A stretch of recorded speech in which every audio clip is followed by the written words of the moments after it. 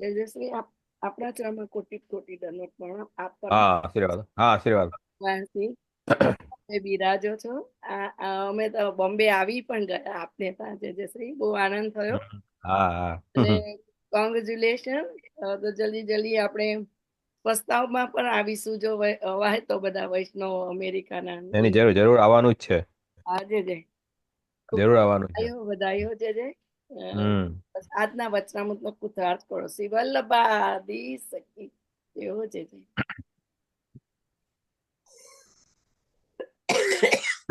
ચિંતા સંતાન હંતારો યત્પાદાંબુજરેણવઃ સ્વીયાનાંતાન યાચાર્યાન પ્રણમામિ મુર્મુઃ યદનુગ્રહતો જંતુઃ સર્વદુઃખાતિગો ભવેत् તમહં સર્વદા વંદે શ્રીમદ્વલ્લભનંદનમ અજ્ઞાનતિમિરાન્ધસ્ય જ્ઞાનાંજનશલાકયા ચક્ષુરુન્મીલિतं येन તસ્मै શ્રીગુરવે નમઃ નમામિ હૃદયે શેષે લીલાક્ષીરાબ્ધિશાયિનम् લક્ષ્મીસહસ્રલીલાભી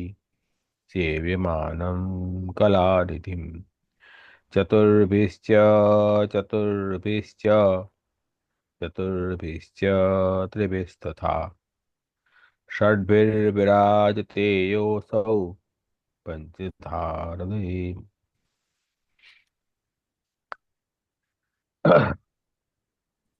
બધા જ વૈષ્ણવને ખૂબ આશીર્વાદ.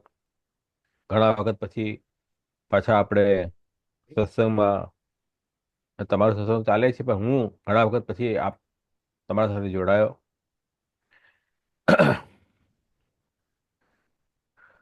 ફાગણના દિવસો છે. ઠાકોરજીને હોરી ખેલ કરાવે છે બધા આપણે બધા વૈષ્ણવો ભગવત સેવામાં,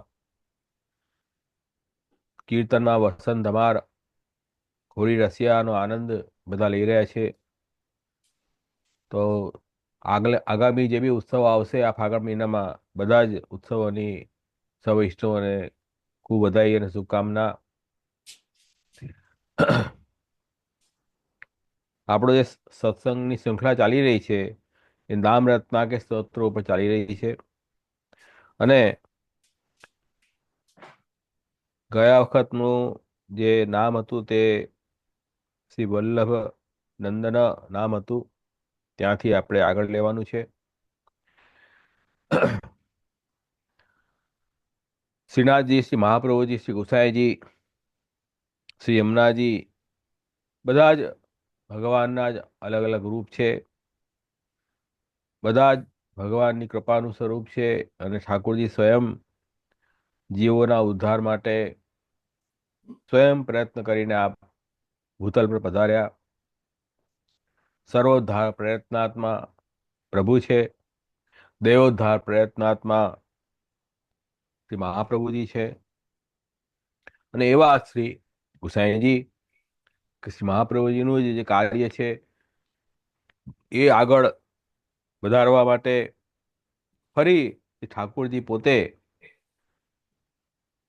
શ્રી આચાર્ય ચરણને ત્યાં પુત્ર રૂપથી પ્રગટ થયા. અને શ્રીનાથજીએ પોતે આજ્ઞા કરી કે મારે આપણે ત્યાં પુત્ર રૂપથી પ્રગટ થવું છે, એટલે આપ વિવાહ કરો.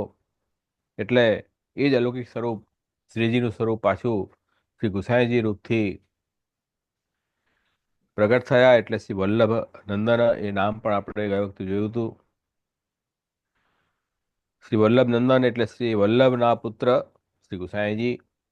નંદન એટલે પુત્ર પણ થાય, અને નંદન મતલબ આનંદ એથી પણ લીધું છે અહીંયા.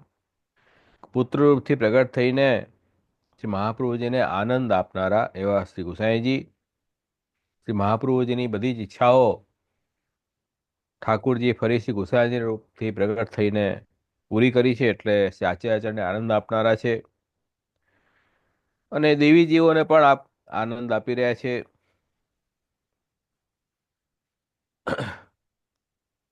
મહાપ્રભુજીનું પ્રાગટ્યનું મૂળ કારણ આપણે જોયા તો કે ભાઈ કલિયુગમાં ઠાકોરજીનું સ્વરૂપનું અજ્ઞાન જીવોને હોવાના કારણે બધા જ પ્રભુથી દૂર થઈ ગયા,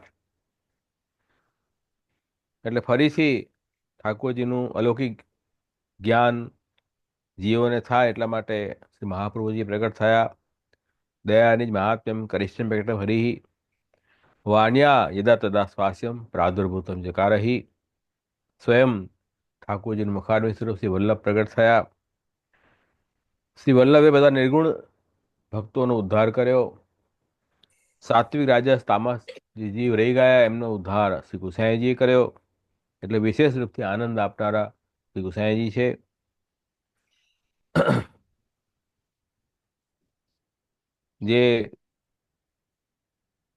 જેને પ્રભુના સ્વરૂપનું બિલકુલ જ્ઞાન નથી, જ્ઞાન શૂન્ય છે, એવા જ્ઞાન શૂન્ય જીવોને પણ પોતે સ્વીકારી એના ઉપર અનુગ્રહ કરી શ્રી ગુસાઈજી ફલદાન કરે છે. એટલે શ્રી મહાપ્રભુજીને વિશેષ આનંદ આપનારા એ શ્રી ગુસાઈજી છે. એટલે શ્રી વલ્લભ નંદન એ નામ આપણે જોયું હતું. તો ઠાકોરજીના નામ પુરુષોત્તમ સહસ્રનામ સ્તોત્રમાં, શ્રી મહાપ્રભુજીના નામ સર્વોત્તમ સ્તોત્રમાં અને શ્રી ગુસાઈજીના નામ શ્રી નામ રત્નાકર સ્તોત્રમાં. બધા જ દિવ્ય નામ છે. આ બધા જ અલૌકિક અને દિવ્ય નામ છે. જેમ શ્રી ઠાકોરજીએ પણ પોતાની દિવ્યતા બતાવતા ભગવદ્ ગીતામાં આજ્ઞા કરી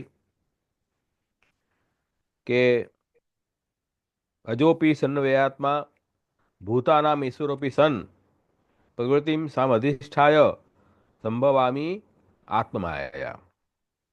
ભગવાન શું કહી રહ્યા છે? હું તો પોતે અજન્મા છું અને અવ્યય અવિનાશી છું, તો પણ અને બધા જ પ્રાણી માત્રનો ઈશ્વર છું, તો પણ પોતાના પ્રકૃતિને પોતે વશ કરીને ને પોતાની યોગ માયારૂપી શક્તિથી આ ભૂતલ પર પ્રગટ થાય છે. યદા યદા ધર્મસ્ય ગ્લાનિર્ભવતિ ભારત અભ્યુત્થાનમ અધર્મસ્ય તદાત્માન સૃજામ્યહમ. ધર્મની જ્યારે હાનિ થાય, અધર્મની વૃદ્ધિ થાય, ત્યારે પ્રભુ જે છે તે અલગ અલગ રૂપથી પ્રગટ થતા હોય છે. અને પરિત્રાણાય સાધુનામ વિનાશાય ચ દુષ્કૃતામ ધર્મ સંસ્થાપનાર્થાય સંભવામી યુગે યુગે. ભક્તોના ઉદ્ધાર માટે, પાપોનો નાશ કરવા માટે, ધર્મની સ્થાપના કરવા માટે દરેક યુગમાં ઠાકોરજીનું સ્વરૂપ પ્રગટ થાય છે. તો એ જ પ્રભુ જે શ્રી વલ્લભ વિઠ્ઠલ રૂપથી આપણે પ્રગટ થયા. તો આપશ્રીના પ્રગટ થઈને પ્રગટ થવું આપનું જન્મ લીલા છે આપની. અને જન્મ અહીંયા ભૂતલ ઉપર લઈને જે બી કંઈ આપ કર્મ કરો છો એ બધા જ કર્મ અલૌકિક અને આનંદાત્મક અને દિવ્ય છે. આપણા જેવા લૌકિક કર્મ ભગવાનના કે આપણા આચાર્યના નથી. એ વાત સમજજો. જન્મ કર્મ ચ મે દિવ્યમ યો વેતિ તત્વતઃ ત્યક્ત્વા દેહમ પુનર્જન્મ નૈતિ મામેતિ સોર્જુન. ભગવાન કહે છે કે મારા જન્મ અને કર્મ અલૌકિક છે, દિવ્ય છે. અને આ રીતે જે ભગવાનના જન્મ કર્મને દિવ્ય જાણીને જે મનુષ્ય શરીરનો ત્યાગ કરે છે એને ફરીથી પુનર્જન્મ થતો નથી અને ભગવાનને પ્રાપ્ત થાય છે. એટલે આપણે ઠાકોરજીના એટલે શ્રીનાથજીના, શ્રી મહાપ્રભુજીના, શ્રી ગુસાઈજીના જેવી જન્મ લીલા છે કે જે બી ચરિત્રો છે આપના, એને આનંદાત્મક દિવ્ય સમજો, એને આપણા જેવા મર્ત્ય ન સમજો.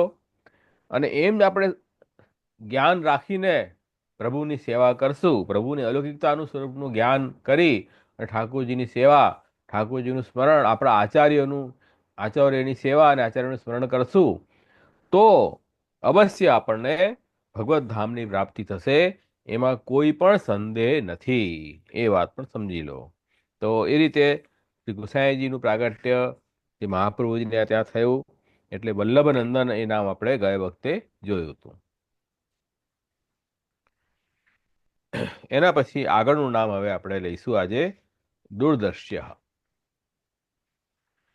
હવે વલ્લભ નંદન નામ પછી દુર્દર્શી નામ શા માટે આવ્યું? તો અહીંયા શ્રી દેવકીનંદજી વ્યાખ્યામાં આગળ કરી રહ્યા છે કે નનુ એવમ સતી સર્વૈ એવ કથમ ન તદ ભજનમ ક્રિયત ઇતિ આશંક્ય નામાંતરમ આહુ. अगर શ્રી ગુસાઈજી એ શ્રી મહાપ્રભુજીનું જ સ્વરૂપ છે, મહાપ્રભુજી અને શ્રી ગુસાઈજીમાં કોઈ ભેદ નથી, તો પછી બધા જ લોકો અને મહાપ્રભુજી ગુસાઈજી એ બંને શ્રીનાથજીનું જ સ્વરૂપ છે, કૃષ્ણનું જ સ્વરૂપ છે. વસ્તુ તો કૃષ્ણ એવ, તો વલ્લભ વિઠ્ઠલ ગિરધર ત્રણે એક જ રૂપ છે. જો આ વસ્તુ સ્થિતિ છે તો પછી બધા જ લોકો એ સ્વરૂપને જાણીને શા માટે એમની સેવામાં પ્રવૃત્ત થતા નથી? ઠાકુરજીની સેવા બધા કેમ નથી કરતા? મહાપ્રભુજીની શરણે બધા કેમ નથી જતા? શ્રી ગુસાઈજીની શરણે બધા કેમ જતા નથી? એનું કારણ શું? કેમ સેવા સ્મરણથી ઘણા બધા જીવો વંચિત છે? એનું શું કારણ? તો એનો જવાબ આપણને આગળના શ્લોકમાં નામમાં આપી રહ્યા છે. દુર્દ્રશ્ય. દુર્દશ્ય એટલે દુઃખથી પણ દર્શન ન આપે એવા આપણા પ્રભુ. દુઃખે ન, દુ એટલે દુઃખે ન, અતિ કષ્ટે ન અપી, દુઃખથી અતિ કષ્ટથી પણ ન દ્રશ્યત, દર્શન થતા નથી, એવો અર્થ કર્યો. તો કોને નથી થતા દર્શન? ભક્ત ઇતરૈહી ઇતિ શેષ. ભક્તોથી જે ઇતર અભક્ત છે એમને ઠાકોરજીના કે આપણા આચાર્યોના દર્શન પણ એવા અલૌકિક થતા નથી, અને એના કારણે એમને જ્ઞાન પણ થતું નથી, અને એના કારણે એ પ્રભુને સેવા અને સ્મરણ પણ કરી શકતા નથી. કેમ? તો કે નહીં તદ ઈચ્છામંતરેણ કોપી તમ પશ્યતિ ઇતિ ઇન્દ્રિયાદિ અવિષયત્વાત. એનું કારણ શું? કે ઠાકોરજીની પ્રભુની ઈચ્છા વગર પ્રભુના દર્શન કરવામાં કોઈનું પણ સામર્થ્ય નથી. કેમ? કેમ કે આ જે અલૌકિક સ્વરૂપ છે ઠાકોરજીનું, આપણા આચાર્યનું, એ આપણી ઇન્દ્રિયોથી ગમ્ય નથી. આપણી ઇન્દ્રિયો તો લોકના વિષયોને જોવા માટે, સાંભળવા માટે છે. જે ઇન્દ્રિયો આપણને મળી છે, આંખ છે, નાક છે, કાન છે, આ બધી ઇન્દ્રિયો જે આપણને મળી છે તે પ્રાકૃત ઇન્દ્રિયો છે. એટલે પ્રકૃતિથી બનેલા વસ્તુઓને જ જોવા માટે કામ આવી શકે. જે અપ્રાકૃત સ્વરૂપ છે પ્રભુનું, આચાર્યનું અલૌકિક સ્વરૂપ, એને એ જોઈ શકે નહીં. એટલે પ્રભુની ઈચ્છા વગર તો આપણે એ ભગવાનને જોઈ શકતા નથી. ભગવાન કેમ દેખાતા નથી આપણને? કેમ કે આપણે બધા પ્રાકૃત છે અને પ્રભુ કેવા છે? અપ્રાકૃત છે, આનંદાત્મક છે, પૂર્ણાનંદ સ્વરૂપ છે, સચ્ચિદાનંદ સ્વરૂપ છે. આપણે બધા પ્રાકૃત સ્વરૂપ છીએ.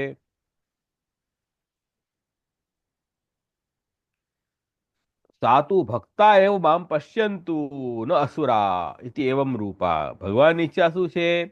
કે ભક્ત હોય એ જ મારા દર્શન કરે, બીજા મારા દર્શન ન કરે. બીજા એટલે આસુરીજીઓ એ ન કરે. તદ ભાવાપન્ના ન પશ્યંતી.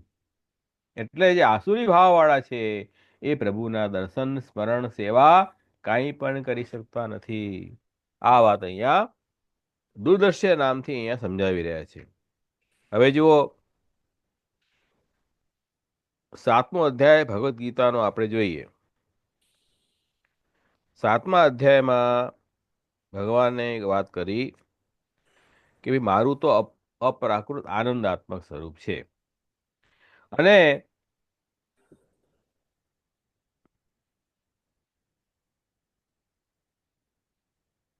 ત્રિભિર્ગુણમયી ભાવૈ એભી સર્વવિદમ જગત મોહિતમ નાભી જાનાતી મામેભ્ય પરમવ્યયમ. આ સંસાર, આ જે જગત છે તેમાં આખા આપણે બધા પ્રાણીઓ રહી રહ્યા છીએ, એ બધા જ જે છે તે પ્રકૃતિના જે ગુણો છે, સાત્વિક અને રાજસ અને તામસ, એ ગુણોથી વશ થઈને, એથી મોહિત થઈને અને ભગવાનને જાણતા નથી. એ મોહના કારણે પ્રભુના સ્વરૂપને તેઓ જાણી શકતા નથી. કેમ કે ભગવાનની જે આ પ્રકૃતિ માયા છે એનાથી બધા પ્રભાવિત થઈ ગયા છે, એટલે બધા એક્સ્ટ્રોવર્ટ થઈ ગયા છે. ભગવાને પોતાની પ્રકૃતિથી આ જગત પેદા ઉત્પન્ન કર્યું. એ જગતની એટલી બધી વિવિધતા છે, એ વિવિધતામાં એટલા ખોવાઈ ગયા આપણે કે આપણે એ બનાવનાર જે છે ભગવાન એને જ ભૂલી ગયા, એનું જ વિસ્મરણ થઈ ગયું. એટલે આટલી સુંદર સૃષ્ટિ ઠાકોરજી બનાવી, ખાવાની, પીવાની, જોવાની, હરવાની, ફરવાની કેવી મજા આવી રહી છે બધાને. આખી દુનિયામાં ફરીએ છીએ ને આપણે, કેવી મજા આવે છે. પણ એ દુનિયા બનાવનારા કેટલા સુંદર છે એનું આપણને જ્ઞાન જ નથી. અને આ પ્રકૃતિ પાછી કેવી છે, એમાં જીવ ફસાય તો બહારથી તો બધા પહેલા તો બહુ આનંદ આવે અને પછી આગળ જઈને એ દુઃખરૂપ થાય છે. જ્યારે પ્રભુ તો બહાર અંદર બધી જગ્યાએ આનંદ સ્વરૂપ છે, તો આ પ્રકૃતિ અંતમાં તો દુઃખરૂપ છે. જો એ પણ અહીંયા ગીતામાં ભગવાન કઈ આજ્ઞા કરી રહ્યા છે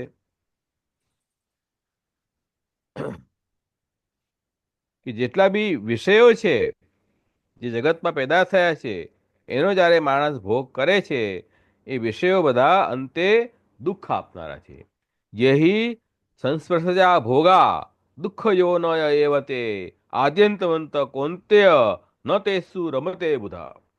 ભગવાને 5મા અધ્યાય ગીતામાં કહ્યું છે કે આપણી ઇન્દ્રિયોથી સંસારના વિષયોને આપણે ભોગીએ છીએ. આપણી 10 ઇન્દ્રિયો છે અને 10 ઇન્દ્રિયોના વિષયો છે, અને એને આપણે સંસાર ભોગ કરીએ છીએ. તો વિષય પુરુષને એમાં સુખ તો ભાષિત થાય છે, તો બી એ અંતમાં તો દુઃખનું જ કારણ બને છે. કેમ? તો કે આદિ અંતવંત. એ બધા જ ભોગ જે છે કેવા છે? આદિ અંતવાળા, અનિત્ય અને ક્ષણિક અને વિનાશી છે. આજે છે કાલે નથી, પણ કાલે સ્વપ્ન જેવું લાગે. આજે માણસ હતો, વાતચીત કરતો હતો, કાલે મરી ગયો, હવે એનું સ્વપ્ન જેવું થઈ ગયું છે. એટલે આ બધા જે છે દુઃખ, દુઃખરૂપ છે. આ વિષયો બધા આપણને કેવા છે? દુઃખરૂપ છે. પાસ આ વિષયો ભગવાને એવા પ્રગટ કર્યા કે જીવ એવા ફસાઈ જાય છે, ભગવાનને ભૂલી જાય છે, અને એમાં આ વિષયોમાં મોહિત થઈ જાય છે. એનાથી ઠાકોરજીની સેવા સ્મરણનું આપણે કહીએ તો એને બહુ ઇમ્પોર્ટન્સ ન લાગે. અરે ઠીક હોતા હે, ચલતા હે. હમણાં તો જીવન ભોગી લો, હમણાં યુવા અવસ્થા છે, હમણાં તો ભણવાનું કરો, નોકરી કરો, ધંધો કરો, પૈસા કમાઓ, વિષયોને ભોગો. પછી અમે સાવ નકામા થઈ જઈશું, રિટાયર્ડ, ત્યારે પછી ઈચ્છા હશે તો ભગવાનની ભક્તિ કરશું. એ તો જેમ ચાલે છે એમ ચાલવા દો ને ભાઈ. આ પ્રકારની વૃત્તિ જે છે તે માણસોની થઈ ગઈ છે. અને આ બધા વિષયોનું જે સુખ છે એ સુખ બધું કેવું છે?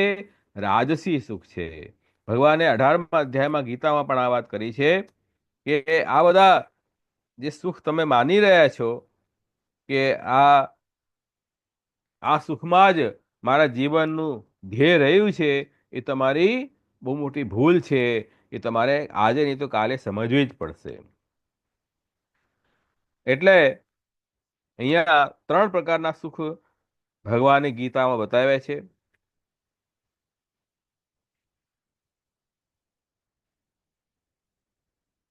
18મા અધ્યાયમાં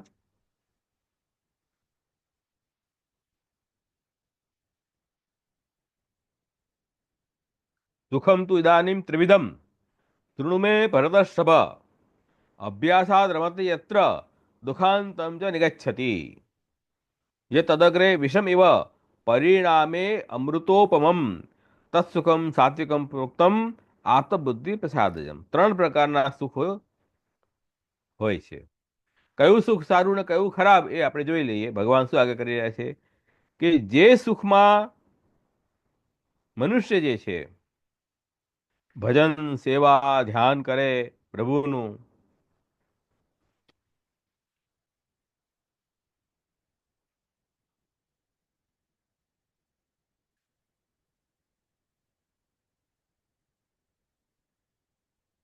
તો કે છે કે ભાઈ જે આરંભમાં તો આપણને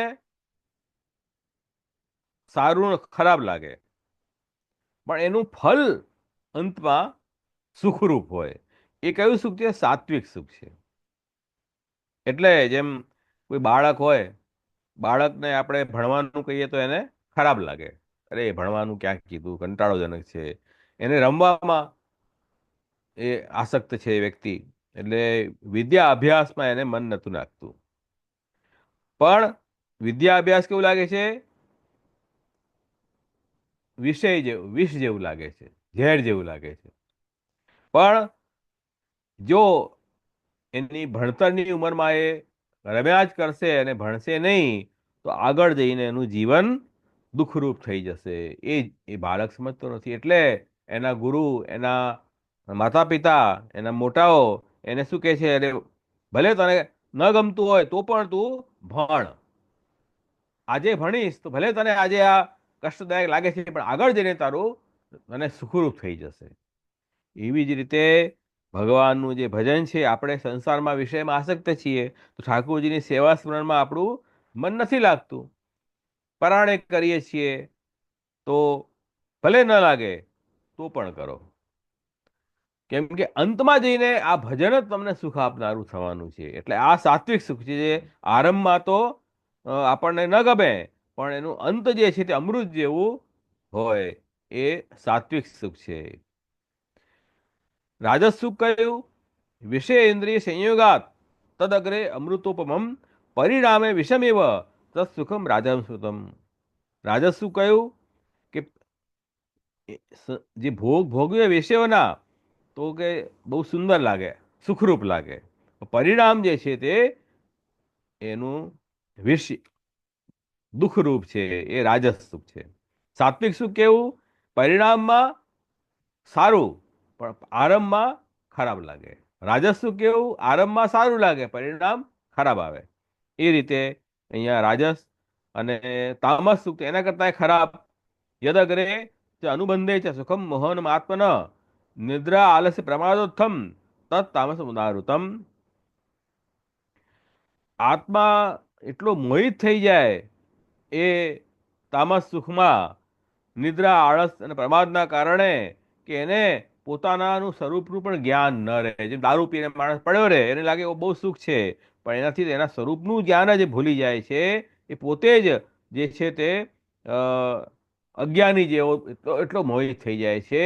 એ તો રાજસ કરતાં પણ વધારે ખરાબ, કે એને જ્ઞાન પણ આગળ થતું નથી, કે આગળ જઈને દુઃખરૂપ થશે એનું જ્ઞાન પણ એને નથી થતું. એવું એ તામસ સુખ છે. તો આપણે કયો સુખ લેવું આમાંથી?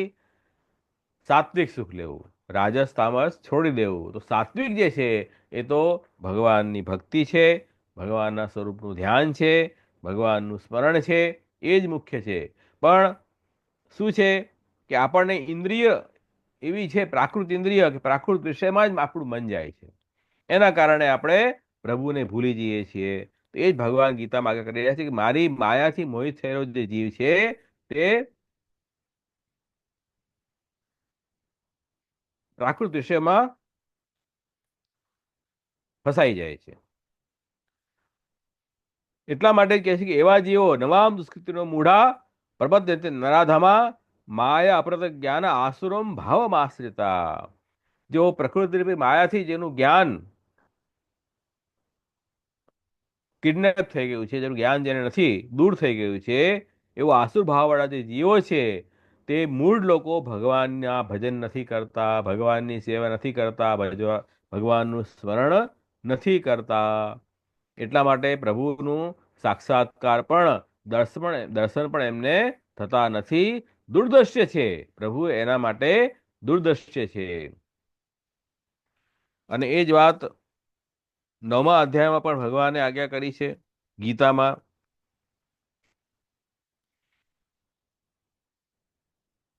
કે અવજાનંતી મામ મૂઢા માનુષીમ તનુમાશ્રિતમ પરમ ભાવમ અજાનંતો મમ ભૂત મહેશ્વરમ. શું કહ્યું? કે જે ભગવાનના સ્વરૂપનું જેને જ્ઞાન નથી, હવે જે મૂળ લોકો છે તે મનુષ્ય શરીરને ધારણ કરવાવાળા જે છે, એમ સમજે આ ઈશ્વર તો આપણા જેવા જ માણસ છે, આ કૃષ્ણ કોણ છે? આપણા જેવા જ મનુષ્ય છે, એ કંઈ ઈશ્વર નથી. એમ એ લોકોનું જ્ઞાન હરાઈ ગયું છે, અજ્ઞાની થઈ ગયા છે. એટલા માટે કહે છે કે એ ઈશ્વરને પણ સાધારણ મનુષ્ય, શ્રી મહાપ્રભુજી ગુસાઈજીને પણ સાધારણ મનુષ્ય સમજે છે. મોગાસા મોહ કર્માણો મોહ જ્ઞાન વિચેતસ રાક્ષસીમ આસુરીમ ચૈવ પ્રકૃતિમ મોહિનીમ સ્થિતાઃ. એ લોકોની એ કેવા છે? મોગ આશા, વ્યર્થ આશાવાળા, વ્યર્થ કર્મવાળા, વ્યર્થ જ્ઞાનવાળા, વિક્ષિપ્ત ચિત્તવાળા છે. એ અજ્ઞાની જન છે. એ લોકોને ભગવાનની આસુરી મોહિની પ્રકૃતિ છે એ એને આશ્રિત છે. એટલા માટે એના માટે ભગવાન ઘણા દૂર છે. ક્યાં છે ઈશ્વર? દેખાતો છે નહીં, એને ક્યારેય દેખાશે નહીં. કેમ? એ રાક્ષસી અને જે મોહિની જે પ્રકૃતિ છે એનાથી એ મોહિત થયેલા છે, એમ ભગવાન કહે છે. એટલે એ લોકો ભગવાનનું ભજન જ કરતા નથી, તો પછી ભગવાનના દર્શન કેવી રીતે થશે? જેને ભગવાનની ભક્તિ હોય, જે ભગવાનની સેવા સ્મરણ કરતા હોય, એને પ્રભુના દર્શન થાય. એના માટે ભગવાન દૂરદર્શી છે.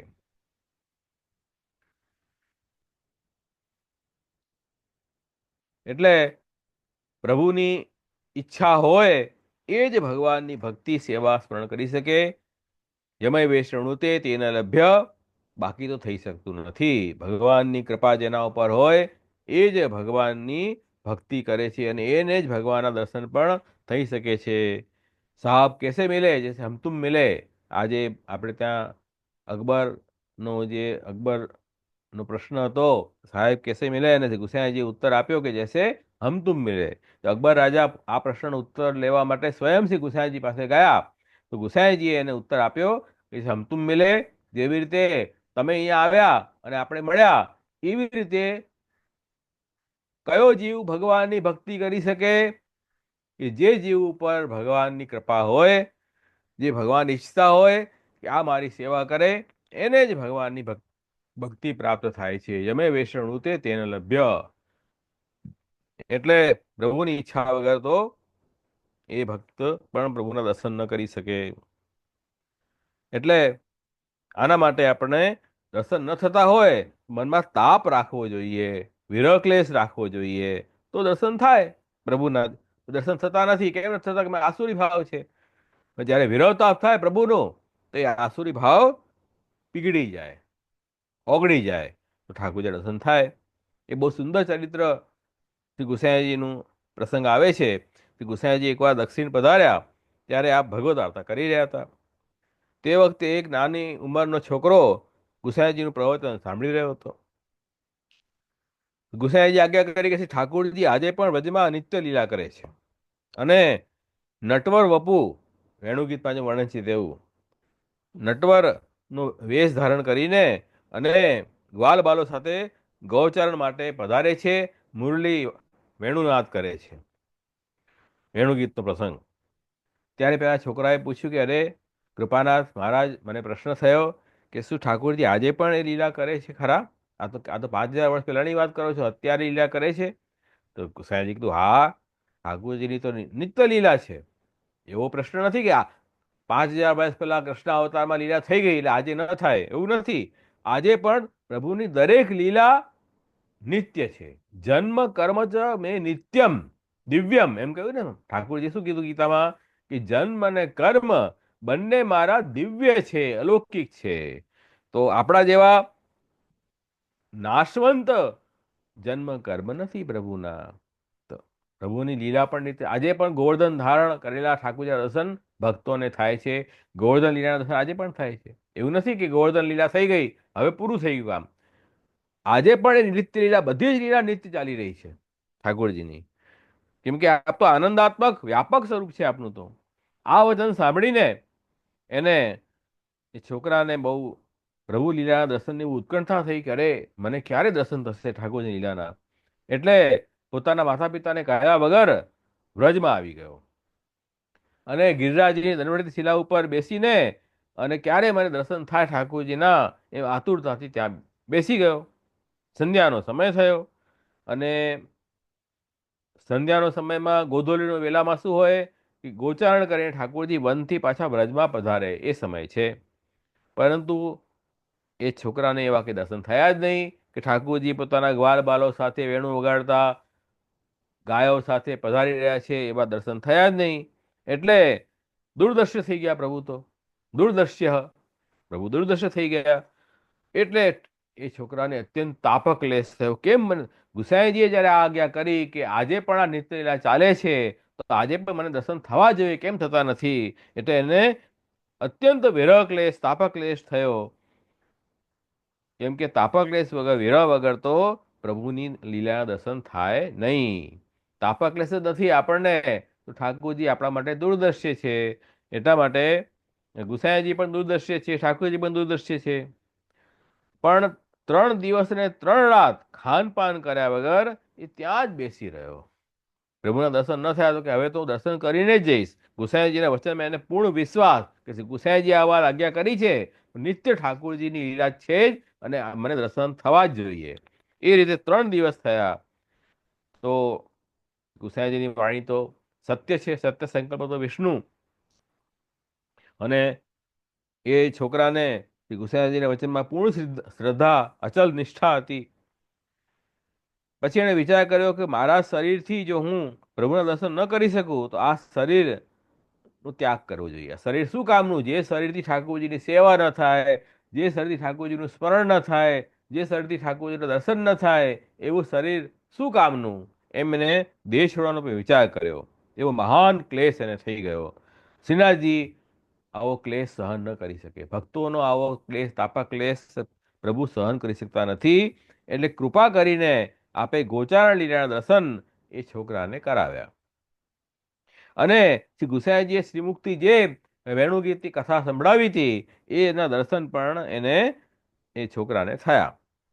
એવા ને એવા જ કે સોના અને ચાંદીના શિંગડાવાળી ગાયોના દર્શન થયા. ગાયોના યુથ આવી રહ્યા છે અને ચારે તરફ ભાગી રહી છે, અને ગાયોના ખૂરથી એની રજ ચારે બાજુ છવાઈ ગઈ છે. પાછળ બધા ગ્વાલ બાલ ચાલી રહ્યા છે. સાથે શ્રી બલદેવજી પધારી રહ્યા છે. ઠાકોરજી શ્રીદામાના સખા ઉપર સખાના ખભા ઉપર હાથ મૂકીને પધારી રહ્યા છે. મસ્તક ઉપર મોર મુકુટ ધારણ કરેલું છે.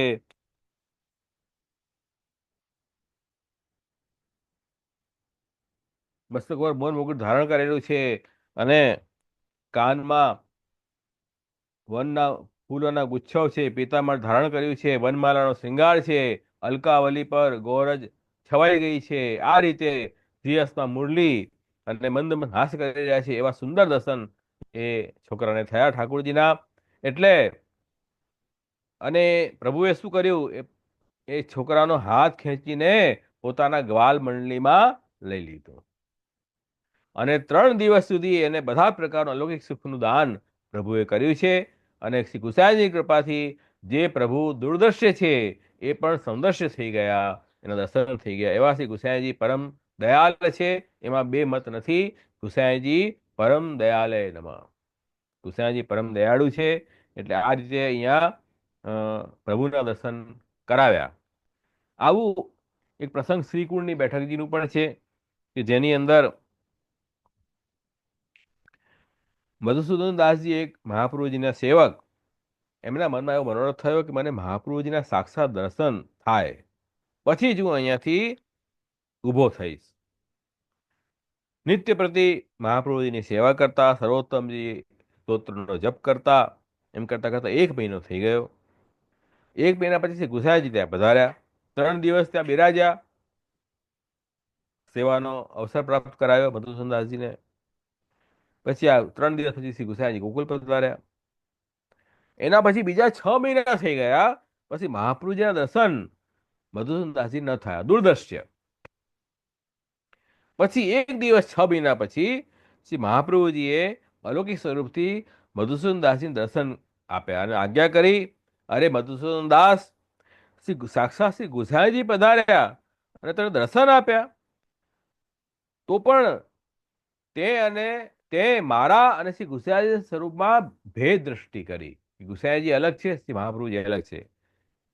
એ વાત તે સારી નહીં કરી. એટલા માટે તને 6 મહિના સુધી મારા દર્શન ન થયા, મારા દર્શનમાં વિલંબ થઈ ગયો. એટલે તારે મારા કુલમાં એવો ભેદ ન જોવો. તાત્પર્ય શું છે કે જ્યાં આપણને ભેદ દ્રષ્ટિ છે, જ્યાં પ્રભુનો ભાવ નથી, ઠાકોરજી દૂરદ્રષ્ટિ છે. ગુસાઈજી સાક્ષાત મહાપ્રભુજીનું સ્વરૂપ છે, પણ એમને ગુસાઈજીના દર્શન થયા છે, પણ એને ગુસાઈજીમાં મહાપ્રભુજીનો ભાવ નથી, તો મહાપ્રભુજીના દર્શન ઓર વિલંબ થઈ ગયા, ઓર વિલંબ થઈ ગયો. જો એને એવો ભાવ રાખ્યો હોત કે આ શ્રી મહાપ્રભુજી શ્રી ગુસાઈજી પ્રગટ થયા છે, તો શ્રી મહાપ્રભુજીએ તરત દર્શન એને આપ્યા હોત. એટલે કેમ દૂરદ્રષ્ટિ છે જીવથી પ્રભુનું સ્વરૂપ? કેમ કે આપણને એવો ભાવ પ્રભુમાં નથી, એવો વિરહ ક્લેશ તાપક ક્લેશ નથી. એ મુખ્ય કારણ છે જેનાથી આપણને પ્રભુ બહુ આપણાથી દૂર થઈ જાય છે. દુઃખથી પણ દર્શન પ્રભુ નથી આપતા, એનું એ કારણ છે. અતિ કષ્ટથી પણ દર્શન થતા નથી. એટલા માટે આપણે શ્રી ઠાકોરજીમાં શ્રી મહાપ્રભુજી ગુસાઈજીમાં એક રૂપ ભાવ રાખવો, અને એ કૃષ્ણનું સ્વરૂપ છે માનો. અને હું તો કહું છું કે વલ્લભકુલમાં પણ તમારે ભેદ બુદ્ધિ ન કરવી, પેલા બાળક અલગ આ બાળક અલગ એમ નહીં કરવું. બધા જ વલ્લભકુલ મહાપ્રભુજીના જ કુલમાં બધાનું પ્રાગટ્ય છે, અને વલ્લભના ભાવથી જ વલ્લભ બાળકોની સન્મુખ થવું, નહીં તો લૌકિક સંબંધ થઈ જશે. આપણે જો વલ્લભનો ભાવ ન રાખીને ફલાણા બાળક મને વધારે ગમે છે વ્યક્તિગત ભાવ રાખશું, તો એ લૌકિક ભાવ આવી ગયો. આપણો અલૌકિક સંબંધ છે, આપણો સંબંધ મહાપ્રભુજીના કારણે છે. વૈષ્ણવ સાથે અમારો સંબંધ શેના કારણે છે? વલ્લભના કારણે છે. તો અમે તમારા હૃદયમાં હરસાણીજીનો ભાવ રાખીએ છીએ, તમે અમને વલ્લભના ભાવથી તમે સન્મુખ થાવ, તો વલ્લભી પ્રગટ થાય અને હરસાણીજી પ્રગટ થાય, અને તો પુષ્ટિમાર્ગ પ્રગટ થાય. બાકી આપણે આવી રીતે લૌકિક ભાવથી જો જોશું તો ભક્તિ પ્રાપ્ત નહીં થાય. ભક્તિમાં અલૌકિક ભાવ રાખો, લૌકિક ભાવ ન રાખો, તો ભક્તિમાં આગળ વધશો. નહીં તો ઠાકોરજી દૂરદ્રષ્ટિ જ રહેવાના છે. આપણે કેવલ આપણા ઇન્દ્રિયોનો ભોગ વિલાસના ભાવથી જ્યારે સેવામાં બી સન્મુખ થશું ને, તો એ સેવા બહુ ઉપયોગી નહીં થાય. એ તો લૌકિક ભોગ તો સેવામાં પ્રતિબંધ રૂપ બનાવ્યું છે મહાપ્રભુજીએ, સેવા ફલમાં. એવા લોકોથી તો ઠાકોરજી ઘણા દૂર છે. તો લૌકિક ભોગ એટલે લૌકિક ઇન્દ્રિયોથી લૌકિક વિષયોને ભોગવા, આ પ્રકારની જે વૃત્તિ છે, એ વૃત્તિથી ઠાકોરજી ઘણા દૂર છે. એટલા માટે એ બહુ સુંદર છે કે આપણે જેમ ભોજન કરીએ, તો ભોજન આપણે મહાપ્રસાદના ભાવથી કરવું જોઈએ, કે ઠાકોરજીનું અરોગેલું આ પ્રભુનું ભુક્ત આ પ્રસાદ છે અલૌકિક, અને એનું હું ગ્રહણ કરું તો મારો અંતઃકરણ શુદ્ધ થાય, મારી ભક્તિભાવ વડે. કેવલ સ્વાદની બુદ્ધિથી આપણે ભોજન પણ ન કરવું, બહુ મોટી વાત છે. બધાથી પોસિબલ નથી. એટલા માટે મોટાને એક વચનામત મળે છે કે આપણે મહાપ્રસાદ કયો પહેલો કોર આપણે ખાઈએ ને, એ જ મહાપ્રસાદ છે. પછી તો પેટ ભરવાની વાત છે. એ વાત સાચી છે. સાધારણ જીવો તો એવા જ હોય કે પેટ ભરે અને જીભને સ્વાદ આપે, પણ જે ઉત્તમ કક્ષાના ભક્તો છે એ તો કેવલ ભગવત પ્રસાદી બુદ્ધિથી પ્રસાદ ગ્રહણ કરે છે. એટલા માટે એવો ભાવ કેવલ જીભ ઇન્દ્રિય માટે નથી, દરેક ઇન્દ્રિયમાં પ્રભુની સેવાનો ભાવ અલૌકિક ભાવ હોવો જોઈએ, લૌકિક ભાવ નહીં હોવો જોઈએ. આ વાત સમજી લો, નહીં તો ઠાકોરજી ઘણા દૂર છે, દુર્દર્શ છે. તમને ભલે એવું લાગતું હોય કે હું તો પુષ્ટિ માર્ગમાં છું ને મેં તો સેવા કરી રહ્યો છું, પણ આવો દૂષિત ભાવ હશે તમારો, તો ઠાકોરજી તમને ક્યારે પણ સન્મુખ નહીં થાય. એ પણ આપણે સમજવું છે. તો એટલા માટે દૂરદર્શ્ય નામથી આ વાત સમજવાની જરૂર છે.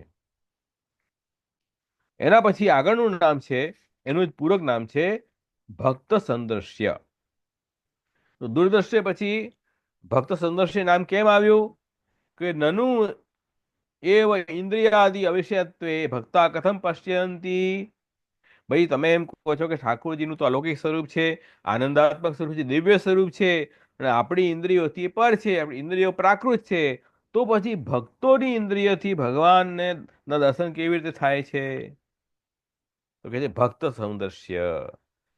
ભક્ત આપના દર્શન સરળતાથી કરે છે, એવા ઠાકોરજી ભક્ત સૌંદર્ય છે. ભક્તો દ્વારા આપણા દર્શન સરખી રીતે થઈ શકે એવા ઠાકોરજી. ભક્તૈ સમ્યક અનાસાયને એવ દ્રષ્ટુમ યોગ્ય. ભક્તો દ્વારા સરખી રીતે અનાયાસ કોઈ પણ પ્રયાસ કર્યા વગર જ દર્શન કરવા માટે યોગ્ય એવા પ્રભુનું સ્વરૂપ છે. ભક્તોને કોઈ પરિશ્રમ નથી, કષ્ટ નથી દર્શન કરવામાં. જે આસુરી ભાવ છે, લૌકિક ભાવ છે જેને, એના માટે દુર્દશ્ય છે, પણ ભક્તો માટે તો સૌંદર્ય છે. સરખી રીતે દર્શન થાય એવા ઠાકોરજીનું સ્વરૂપ છે. ભક્તો તો વગર પ્રયાસે પ્રભુના દર્શન કરી શકે છે એવું ઠાકોરજીનું સ્વરૂપ છે. એટલે દર્શનસ્ય સ્વ ઈચ્છા અધીનત્વાદ તેષામ તદ આનુકૂલ્યાદ ઉચિતમેવ. ભક્તોને દર્શન થાય છે તો કે છે ભગવાનના દર્શન તો ભક્તોની ઈચ્છાને આધીન છે. સ્વ ઈચ્છા આધીનત્વાદ, પ્રભુની ઈચ્છા હોય કે આ ભક્ત છે ને મારા દર્શન કરે તો આનંદથી એ પ્રભુના દર્શન જીવ કરી શકે છે. એટલા માટે જો ગીતાની અંદર પણ આપણે હમણાં જોઈ ગયા કે જે ભગવાનના ભક્તો છે એને દર્શન થાય છે, અને જે આસુરી જીવ છે એને દર્શન થતા નથી. એનું શું કારણ? કે ભગવાનના ભક્તો ભગવાનને શરણે આવે છે. દેવી એશા ગુણમયી વહો માયા દુરત્યયા મામેવ એ પ્રપદ્યંતે માયામેતામ તરંતિ તે.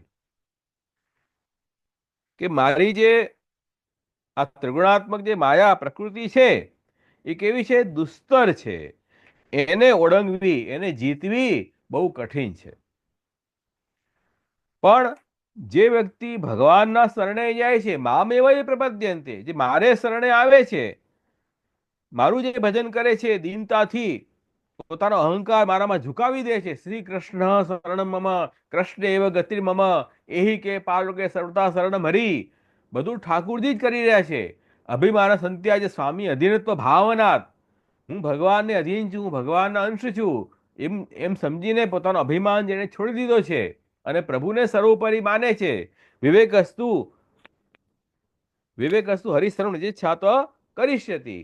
ભાઈ પ્રભુની ઈચ્છાથી બધું થાય છે. એમ જે ઠાકોરજી ઉપર જે નિર્ભર છે, એ પ્રભુને શરણે આવ્યો છે, એ ભગવાનની માયાને જીતી લે છે. જે ભગવત પ્રસાદથી પોતાનો નિર્વાહ કરે છે. ઉચ્છિષ્ટ ભોજનો દાસા તવ માયા જયામહી. ઉદ્ધવજીએ કહ્યું ભાઈ આપના ઉચ્છિષ્ટ વસ્તુથી જે પોતાનો નિર્વાહ કરે છે, વસ્ત્ર છે કે અન્ન છે, જે ભગવાનનું ઉપભોગ કરેલી વસ્તુ હોય એનાથી એની એ વસ્તુ આપણે ઉપયોગ કરીએ દાસ ભાવથી, તો એ દાસ જે છે પ્રભુનો, એ પ્રભુની માયાને જીતી લે છે. તવ માયા જયામહી, આપની માયાને જીતી લે છે. એટલે એના માટે પછી ઠાકુરજી જે છે તે દુર્દર્શન નથી રહી જતા, સૌંદર્ય થઈ જાય છે. એટલા માટે ભગવાન કહે છે એવા એવા જે ભગવાન, એવા જે મારા ભક્તો છે તે તો મારું ભજન કરે છે. અહીંયા જ કહ્યું છે 9મા અધ્યાયમાં, મહાત્માનસ્તુ મામ પાર્થ દેવીમ પ્રકૃતિમ આશ્રિતા ભજનથી અનન્ય મનસો જ્ઞાત્વા ભૂતાદિ વ્યયમ. કે જે મારી જે દેવી જીવો છે, જે મહાત્મા છે, દેવી જીવો જે ભગવાનની શરણે આવેલા છે, એ ભગવાનના સ્વરૂપને કેવું સમજે છે? અવિનાશી છે સમજે છે, અક્ષર સ્વરૂપ સમજે, સનાતન સમજે છે. અને એમ જાણીને એ ભગવાનનું મનથી સેવા ભજન કરે છે. સતતમ કીર્તયંતો મામ યતંતસ્ય દ્રઢવ્રતા નમસ્યંતસ્ય મામ ભક્ત્યા નિત્યયુક્તા ઉપાસતે. એવો દ્રઢ નિશ્ચયવાળો મારા જે ભક્ત છે તે નિરંતર મારા નામ ગુણોનું કીર્તન કરે છે અને મારી પ્રાપ્તિ માટે પ્રયત્ન કરે છે, વારંવાર મને પ્રણામ કરે છે, દંડ પ્રણામ કરે છે અને ધ્યાનથી મારી આરાધના કરે છે. એવા લોકો જે છે તે કયા છે? જે મારી શરણે આવ્યા છે, જેને મારી મોહિની રાક્ષસી જે માયા છે એ અસર નથી કરતી. એટલા માટે એવા જીવને પ્રભુ જે છે તે પોતાની સન્મુખ રાખે છે અને પ્રભુની ભક્તિ એ જીવ કરે છે. એટલે અહીંયા એ જ વાત બતાવી કે એવા જે ઠાકોરજીના ભક્તો છે એને ઠાકોરજી દિવ્ય ઇન્દ્રિયો પણ પ્રદાન કરે છે, અને દિવ્ય ઇન્દ્રિયથી એ ભગવાનના દર્શન પણ કરી શકે છે. જેમ ઠાકોરજીને વિનંતી કરી ભક્ત અર્જુને કે ભાઈ આપના દર્શન હું કરું, મને એવી ઈચ્છા છે કે આપનું અલૌકિક સર્વ દર્શન મને કરાવો, ત્યારે ઠાકોરજી શું કીધું? નતુ આમ શક્ય છે દ્રષ્ટુમ અને સ્વચક્ષુષા દિવ્યમ દદામિતિ ચક્ષુ પશ્ચિમે યોગમેશ્વરમ. કે આ પ્રાકૃત ઇન્દ્રિયોથી તું મારા દર્શન નહીં કરી શકે, એટલા માટે હું તને દિવ્ય અલૌકિક ચક્ષુ પ્રદાન કરું છું, જેનાથી તું મારા અલૌકિક સ્વરૂપના દર્શન તું કરી શકે છે. એટલે ભક્ત સમદર્શીઓ ભક્તો ઉપર કૃપા કરી ઠાકોરજી પોતાના સ્વરૂપનું જ્ઞાન પણ કરાવે છે. એટલે આપણે તો કેટલી બધી વાર્તા એવી છે કે જેમાં શ્રી ગુસાઈજીના શ્રી મહાપ્રભુજીના દર્શન જે છે તે જીવોને સાક્ષાત કૃષ્ણ જેવા દર્શન થયા છે. કોટી કંદર પર લાવણ્ય અલૌકિક સ્વરૂપના દર્શન ઠાકોરજીએ કરાવ્યા છે. મહાપ્રભુજી ગુસાઈજીએ એવા ઘણા બધી વાર્તાઓમાં આપણને પ્રસંગો પ્રાપ્ત થાય છે. એટલે ભક્તોની ઈચ્છાને અધીન થઈને ઠાકોરજી પોતાના ભક્તોને અલૌકિક દર્શન કરાવે છે. એ વાત અહીંયા સમજમાં આવી રહી છે.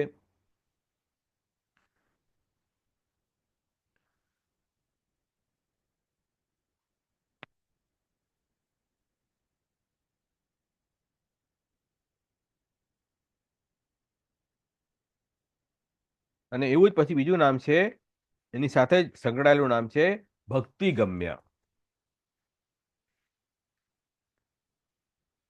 એટલે અહીંયા જે પ્રશ્ન આવ્યો કે ભક્ત સૌંદર્ય, તો એ પ્રશ્ન એમ થયો કે નनु દર્શનસ્ય કરણ સાપેક્ષવાદ ઇન્દ્રિયાણામ તથાત્વ અભાવાત કથમ તદ ઇતિ આશંક્ય. ભાઈ આપ કહો છો કે દર્શન તો આપણે આપણી ઇન્દ્રિયોથી કરી શકીએ, આંખથી દર્શન થાય અથવા કાનથી ભગવાનની વાણી સંભળાય, પણ આ જે ઇન્દ્રિયો છે એ તો લૌકિક છે અને પ્રભુનું સ્વરૂપ તો અલૌકિક છે. તો લૌકિક ઇન્દ્રિયોથી પ્રભુના અલૌકિક સ્વરૂપ દર્શન કેવી રીતે થાય? આ પ્રશ્ન ઉભો થયો. તો એના જવાબમાં પછી આગળ નામ આવ્યું ભક્તિ ગમ્ય. ભક્તિથી આપ ગમ્ય છો. ભક્તિથી આપનું જ્ઞાન જીવને થઈ શકે છે. જે જીવમાં ભગવાનની ભક્તિ હોય એ જીવ પ્રભુના દર્શન કરી શકે, પ્રભુની સેવા કરી શકે, પ્રભુનું સ્મરણ કરી શકે, બધું જ કરી શકે છે. પ્રભુનું જ્ઞાન એને થઈ શકે છે. ભક્તિથી જ આપના દર્શન થઈ શકે છે. એ વાત જો અહીંયા કહ્યું નતુ મામ શક્ય છે દર્શુમ અનૈવ સ્વચક્ષુષા ઇતિ વચનાદ ઇન્દ્રિયાદિ અવેદ્યત્વમ. તો કહે છે ભાઈ જ્યારે ઠાકોરજીએ ની વિનંતી કરી અર્જુને મારા આપના આનંદાત્મક દર્શન મને કરાવો, ત્યારે પ્રભુએ એમને દિવ્ય જે ચક્ષુનું દાન કર્યું અને એ ચક્ષુથી એમણે દર્શન કર્યા. અને પછી ઠાકોરજી અંતમાં એ વાત બી કહી કે સુદુર્દર્શમ ઇદમ રૂપમ દ્રષ્ટવાનસી જન્મમ દેવા અપ્યસ્ય રૂપસ્ય નિત્યમ દર્શન કાંક્ષીણ. આ જે અલૌકિક સર્વ દર્શન જે કર્યા છે તે એ દર્શન જે કર્યા એ સુદુર્દર્શ છે, એટલે દુર્લભ છે દર્શન થવા બધાને. દેવતાઓ પણ એના દર્શનની ઈચ્છા રાખે છે. નાહમ વેદય ન તપસા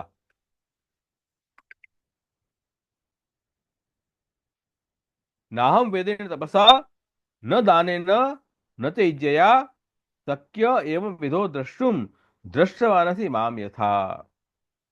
બે આ ચતુર્ભુજ સ્વરૂપનું દર્શન તમે તે કર્યા મારા, એ વેદના જ્ઞાનથી પણ થતા નથી, તપસ્યાથી પણ થતા નથી, દાનથી અને યજ્ઞથી પણ થઈ શકે નહીં. તો કેવી રીતે થાય પ્રભુના દર્શન? ભક્તિ ગમ્ય. ભક્ત્યા તુ અનન્યા શક્ય અહમ એવ વિદર્જન જ્ઞાતુમ દ્રષ્ટુમ તત્વેન પ્રવેશુમ પરંતપ.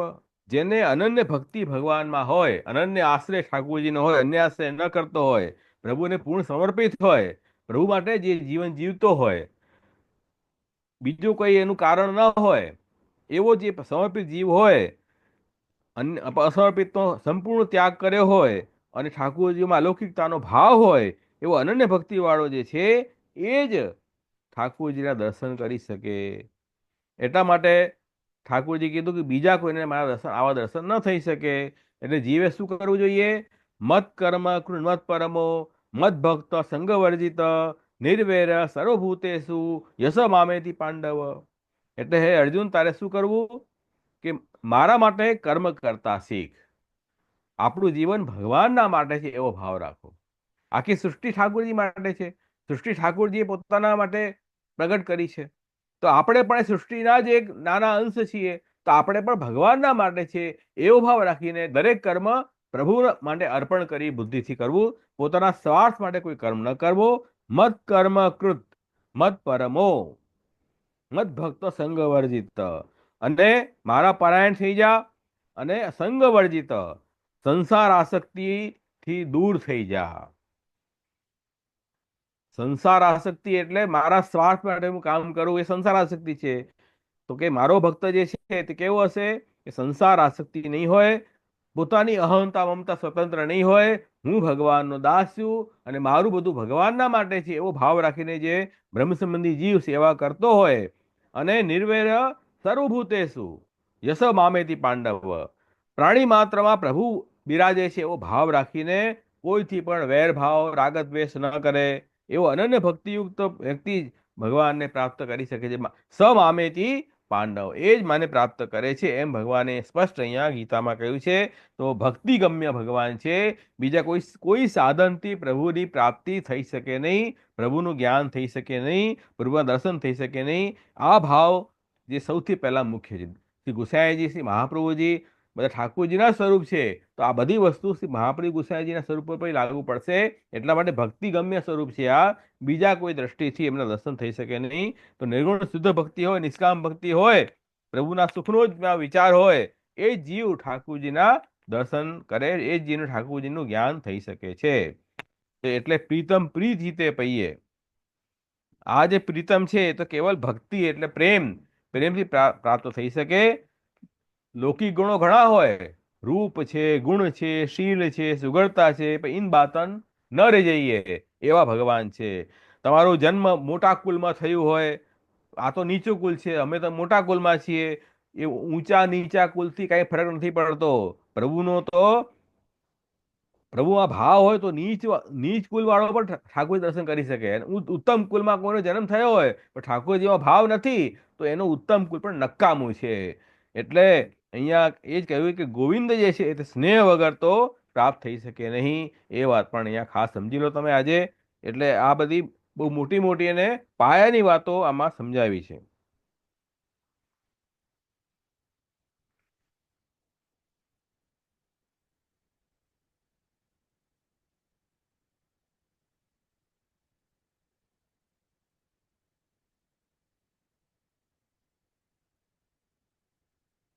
તો આપણે આજે અહીંયા જ રાખીએ આ નામ સુધી, આગળ નામ પછી કરશું. પણ આજે આપણે બહુ સુંદર સુંદર નામો કર્યા. ભક્ત સૌંદર્ય, દૂરદર્શ્ય અને ભક્તિ ગમ્ય 3 નામ કર્યા. આવા ત્રણેય નામ બહુ સમજવા લાયક નામ છે અને એ નામમાં આપણા પુષ્ટિ માર્ગનો બધો સાર ભરેલો છે. એ સમજી જશો તો પુષ્ટિ માર્ગની ચાવી હાથમાં આવી ગઈ. તો આજે આપણે અહીંયા જ હું વિરામ કરું છું. સમય પણ થઈ ગયો છે. કોઈ પ્રશ્ન હોય તો 5-10 મિનિટ પ્રશ્ન જરૂર, તમારી શંકાનું સમાધાન કરવામાં મને આનંદ આવશે, તો જરૂર પૂછી શકો છો. વૈષ્ણવ કોઈને ક્વેશ્ચન હોય તો હાથ ઊંચો કરો તો એક પછી એક ખોલું. જે આશ્રયનું પદ આપ લઈ લેશો તેજસ્વી? હા, લઈ લેશો. વૈષ્ણવ કોઈને ક્વેશ્ચન છે?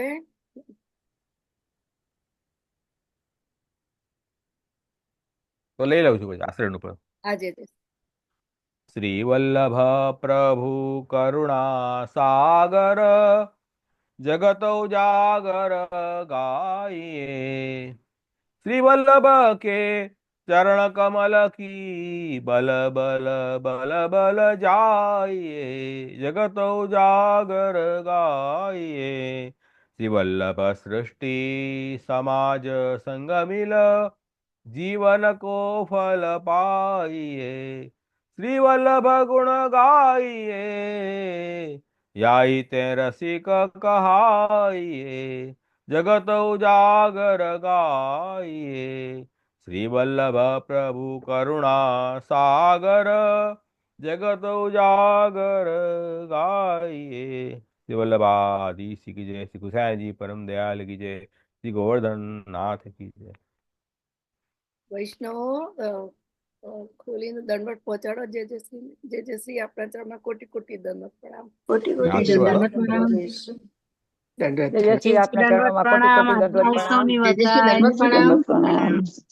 કોટી કોટી દંડવત પ્રણામ. જય જય.